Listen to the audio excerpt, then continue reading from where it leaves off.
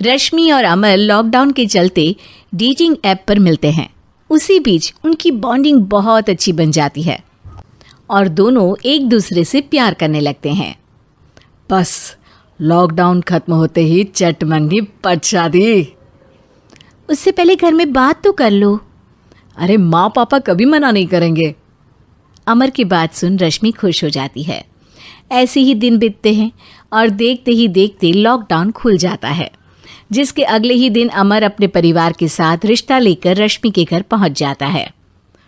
अभी लॉकडाउन खुला ही है और कोरोना तो ख़त्म भी नहीं हुआ, इसलिए ज़्यादा कुछ ना करके अगले कुछ दिनों में छोटे फंक्शन के साथ शादी कर लेते हैं।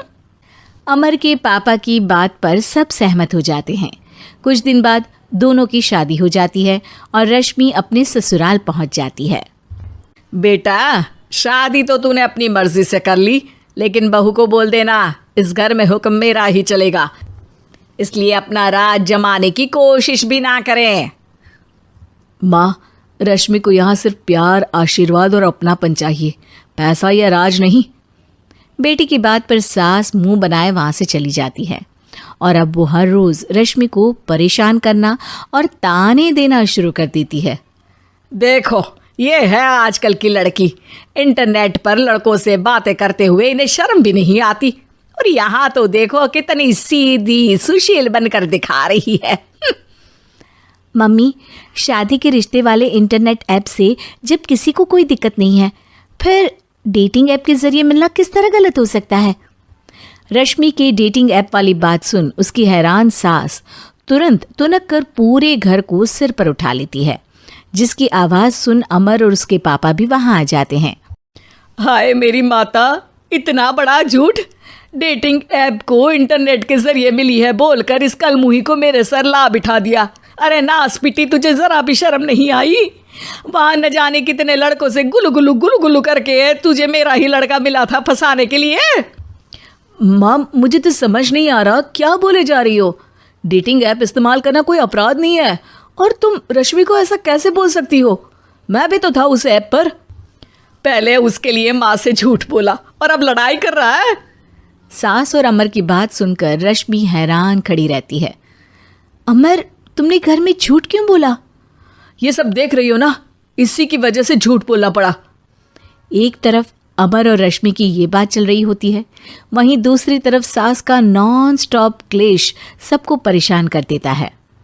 सब एकदम चुप, जो हुआ सो हुआ, अब मुझे कुछ ना सुनाई दे। पति की बात सुन सास चुप होकर वहां से चली जाती है, लेकिन अब वो रश्मि के सिर दुनिया भर के सारे काम डालकर उसका जीना पहले से भी ज्यादा मुश्किल कर देती है। मम्मी, मैं आपका गुस्सा समझ सकती हूँ, आपको जो करना है कर लीजिए, मैं कभी कुछ नहीं बोलूँगी। उम्मीद है किसी दिन तो आपका गुस्सा शांत होगा और नफरत प्यार में बदलेगी। रश्मि की अच्छाई को उसका नाटक समझकर सास गुस्से के 7वें आसमान पर चढ़ जाती है और उसी शाम रश्मि को नीचा दिखाने के लिए अपनी सहेलियों को घर बुलाकर उसकी बुराइयां करने लगती है। अरे कौशल्या, क्या बताऊं, आजकल के बच्चे ना बहुत एडवांस हो गए हैं। पहले रिश्ते घर परिवार वाले सब देख परख के कराते थे, और अब ये लोग खुद न जाने कहाँ कहाँ मिलकर खुद ही सब कुछ पक्का करके हमें बता देते हैं। लड़की का कैसा दिन धर्म, कैसा ईमान, कैसा चरित्र कुछ नहीं पता, बस प्यार किया और घर लाकर बिठा देते हैं। अरे ऐसा क्यों बोलती हो? आजकल बच्चे अपने आप में बहुत समझदार हो गए हैं, और फिर पूरी जिंदगी तो उन दोनों को ही साथ निभानी है।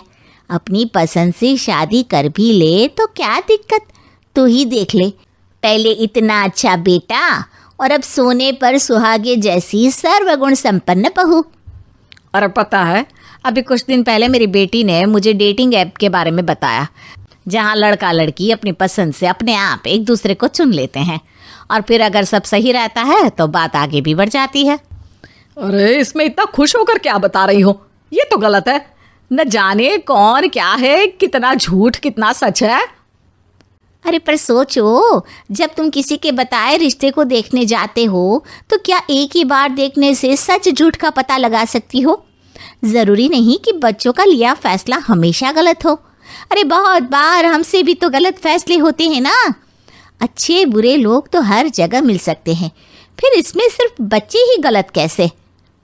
सहेलियों की बात सुन सास सोच में पड़ जाती है और इसी तरह कुछ दिन बीत जाते हैं, जिसमें ना तो वो रश्मि को परेशान करती है और ना ही कोई ताना सुनाती है, जिसे देख रश्मि परेशान हो जाती है।